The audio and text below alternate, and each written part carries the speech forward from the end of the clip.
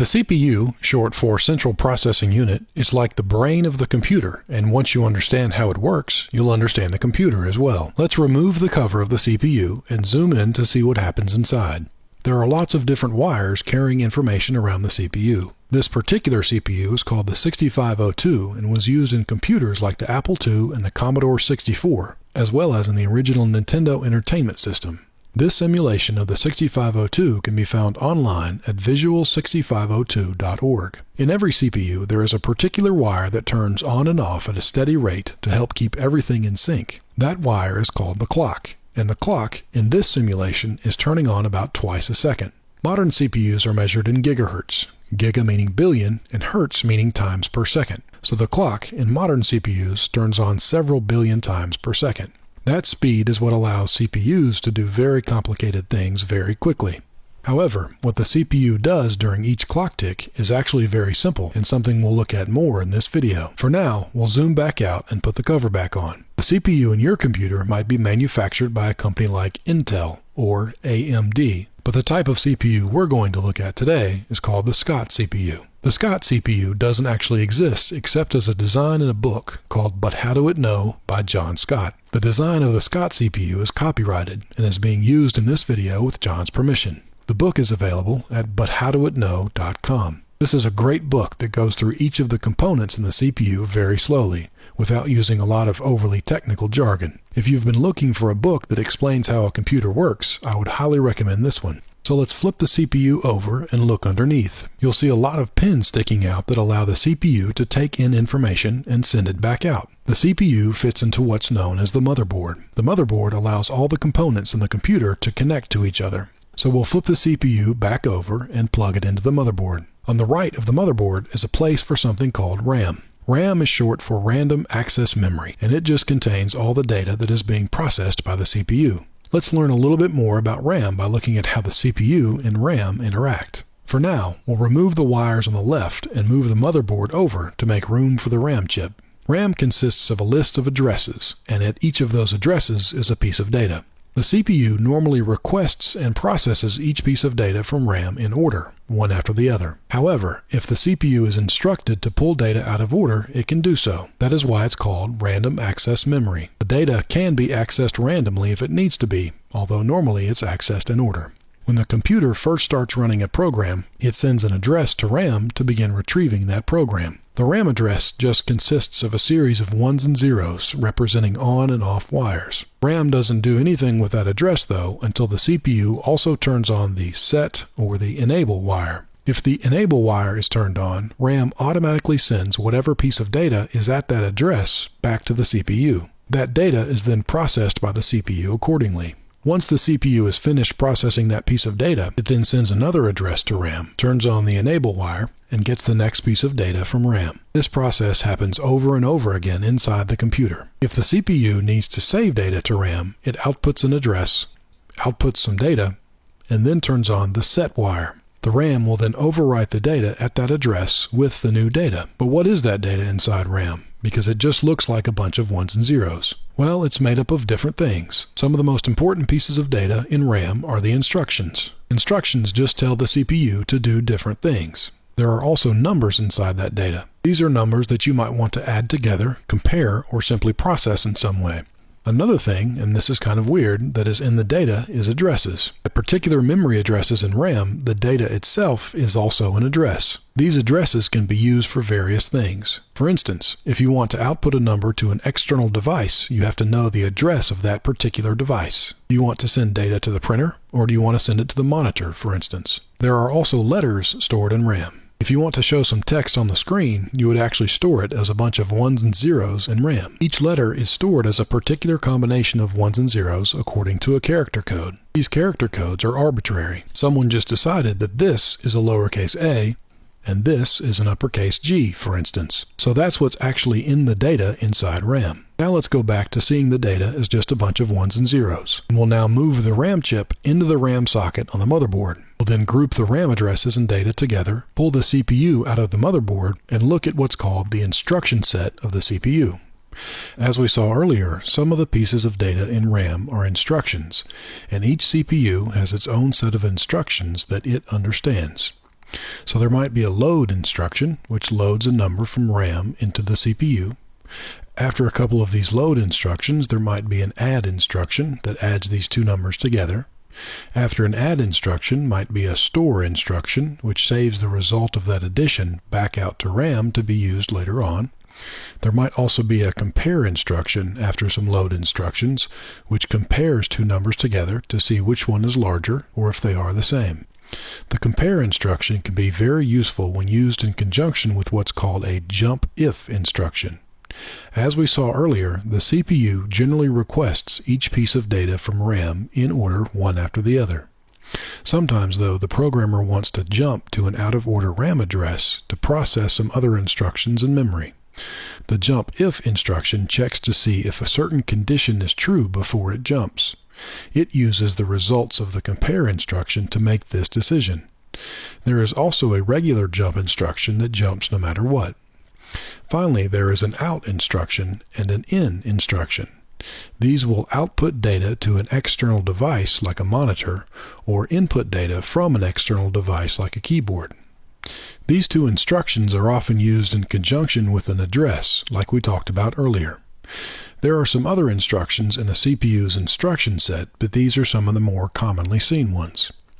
So as we saw, the data in RAM consists of things like instructions, numbers, addresses, and letters. So let's go through a program that would use this instruction set to play a guessing game.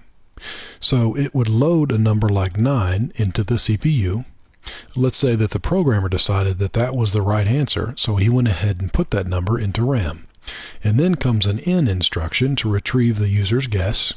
After the in instruction is the address of the keyboard, so we can know where we're getting the data from.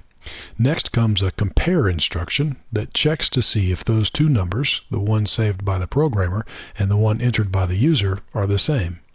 Following the compare instruction is a jump if equal instruction, which will jump to another address in RAM if those two numbers we just talked about are the same. The jump if equal instruction is immediately followed by a new RAM address. If the two numbers are the same, the CPU jumps to that new address to begin processing its next set of instructions from there. If the two numbers are not the same, then the computer ignores the jump if equal instruction and the corresponding address and just keeps going. Following the jump to address comes an out instruction with the address for the monitor. Then the letter capital G, and then below that would be the letters U, E, S, S, space again, so guess again. So if the user guesses the wrong number, the program would tell him to guess again, and then jump back up to the in instruction to retrieve that new guess, and then process these instructions all over again. By the way, the in and out instructions used here have been simplified somewhat, but you'll find them covered in more detail in the book. So now let's briefly take a look inside the CPU itself to see how it would process an instruction. As we saw earlier, this is the inside of the 6502 CPU. Let's take away the 6502 wiring and see what's inside the Scott CPU. The first component is the control unit, which is kind of like a captain in the Army. It receives its orders from RAM in the form of an instruction, and then breaks that instruction down into specific commands for the other components. One of the most important components under the command of the control unit is the Arithmetic Logic Unit, or ALU for short. The ALU is what performs all the mathematical operations inside the CPU, such as addition, subtraction, or even comparison like we saw earlier. The Arithmetic Logic Unit has two inputs. We'll label them Input A and Input B, and assume they are two numbers from some previous load instructions. Now we might want to add those two numbers together. The control unit receives that instruction from RAM and then tells the ALU what type of operation to perform. The ALU performs the operation and then outputs the answer. Sometimes, though, depending upon the type of instruction, the output from the ALU can actually be ignored. For instance, if you have a compare instruction, the ALU doesn't need to output an answer. Instead, it just needs to tell the control unit how the two numbers compare to each other. For this, the ALU uses what are called flags, and they help the control unit decide what to do when it receives the next instruction, like jump if, which we'll see later. For now, though, let's say that we are working with an instruction that does produce an output. Where does that output actually go?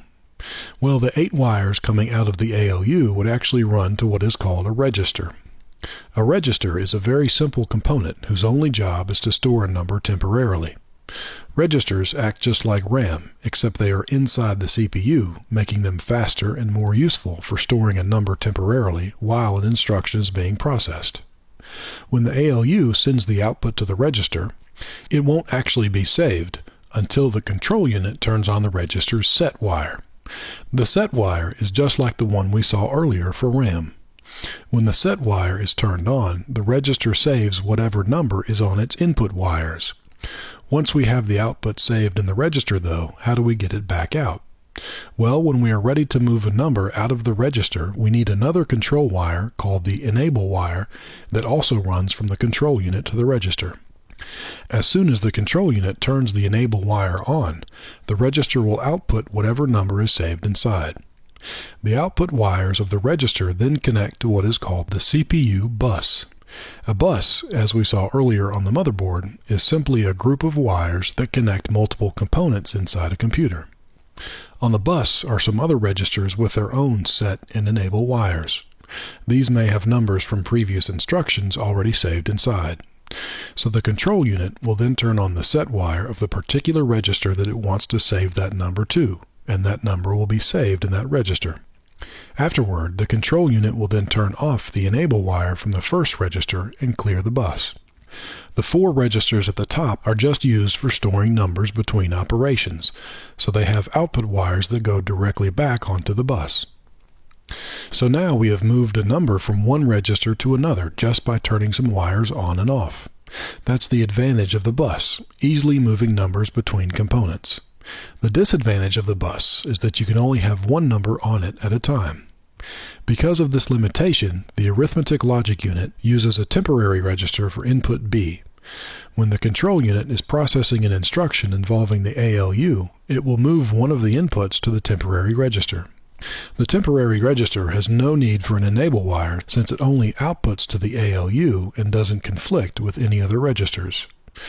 The other input to the ALU comes directly from the bus.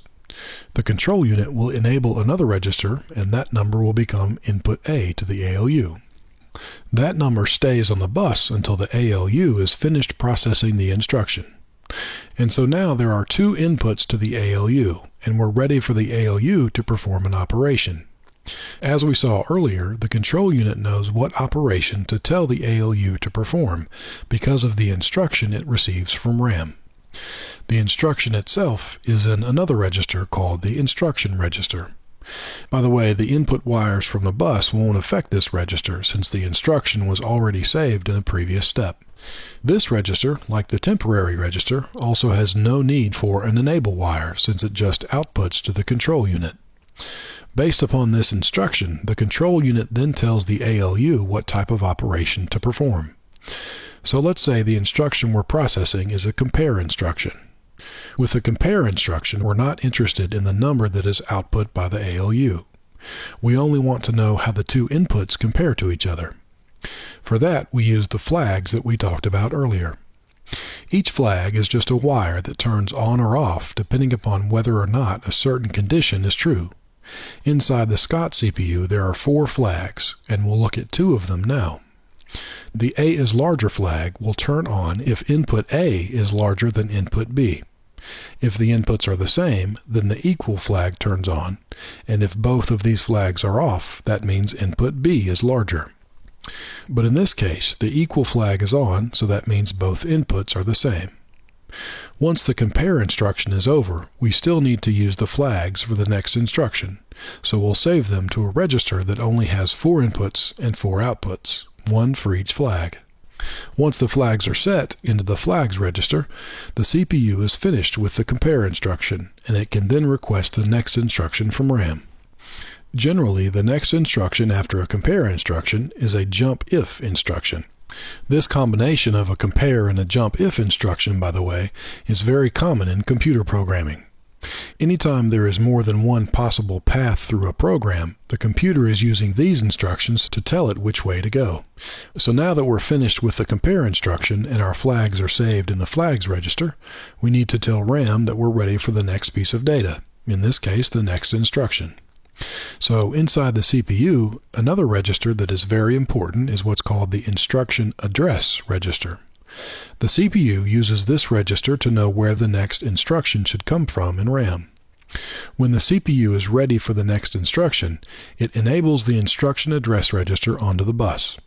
Eventually, the instruction address will flow to RAM, but it doesn't get there directly. There is an intermediary register called the memory address register, whose only job is to tell RAM what memory address the CPU wants next, since it won't always be an instruction. Once the instruction address is set into the memory address register, it is automatically sent to RAM since the memory address register doesn't have an enable wire. The control unit then turns on the enable RAM wire, and RAM automatically sends back the data at that address, which in this case is an instruction. That instruction is then saved in the instruction register, and the control unit begins processing it. In this case, it's a jump if equal instruction, which checks to see if the equal flag is on. It does that by running one of its wires and the equal flag wire into an AND gate.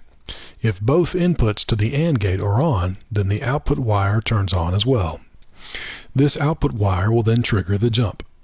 That jump eventually retrieves the next piece of data from RAM, which happens to be an address, and move it into the instruction address register.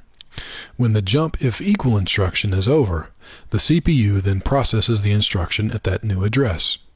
At that new address may be some instructions that output the text "you guessed correctly" onto the screen, because now we know that the user guessed correctly. So we'll add the final 4 wires to our CPU, which are used to control the external devices like the monitor and the keyboard. We now have a nearly complete picture of what the Scott CPU looks like. Data moves around inside the CPU using the bus and is stored in each register according to how that data is going to be used. Each instruction that we have seen can be processed by the Scott CPU in about 6 clock ticks. Modern CPUs can process multiple instructions per clock tick, meaning that the computer you're using to watch this video is likely processing tens or even hundreds of billions of instructions per second. That phenomenal speed is accomplished by using more than one of each component and making sure that all the components are active as much as possible. This makes modern CPUs much more complicated than the Scott CPU, but they are still fundamentally doing the same things as the Scott CPU.